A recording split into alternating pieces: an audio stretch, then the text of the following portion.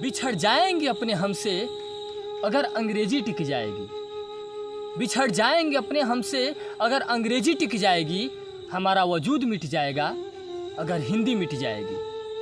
नमस्कार, मैं अनीश कुमार तिवारी एक छोटी सी कहानी लेकर आप सभी के बीच आया हूँ। जब हिंदी रो पड़ी।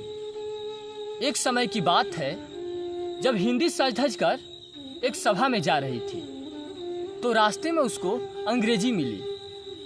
अंग्रेजी ने कही कि हिंदी बहन सज धज कर कहाँ जा रही हो। तो हिंदी ने कही कि बहन, क्या तुम्हें नहीं पता कि आज हिंदी दिवस है। तो अंग्रेजी ने बोली कि ठीक है बहन, तुम्हारे साथ आज की सभा में मैं भी चलूँगी। दोनों बहन एक साथ एक सभा में गई तो वहाँ पे मुख्य अतिथि के द्वारा जो भाषण दिया गया उसको सुनकर उस सभागार में उपस्थित सारे लोगों ने तालियां बजाई, लेकिन हिंदी रो पड़ी। जानते हैं क्यों? क्योंकि मुख्य अतिथि के भाषण में बोला गया वो शब्द था कि Hindi is a good language, we should try to respect through the nation.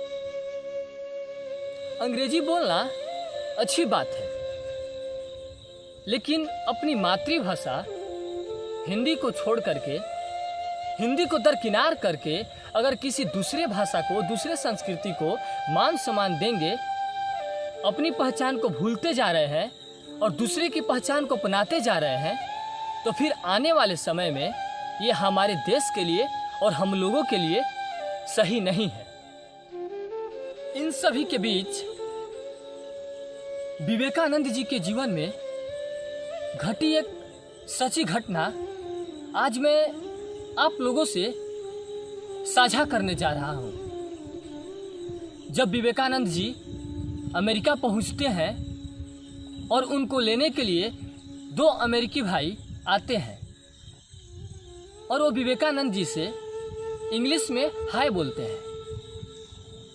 तब विवेकानंद जी उनको नमस्ते बोलते हैं।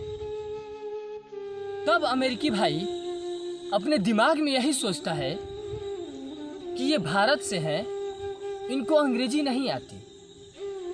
तब वह विवेकानंद जी से पूछता है कि कैसे हैं आप। तो विवेकानंद जी जवाब देते हैं कि I am fine and you.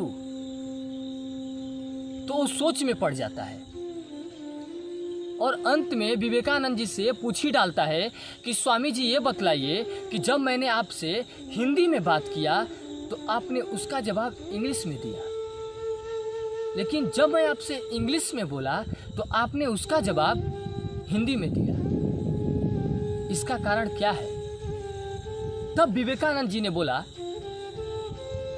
कि जब ये हमारा जो देश है, उस देश में अपनी भाषा को, अपनी मातृभूमि को, अपनी मातृभाषा को एक माँ का समान इज्जत दिया जाता है।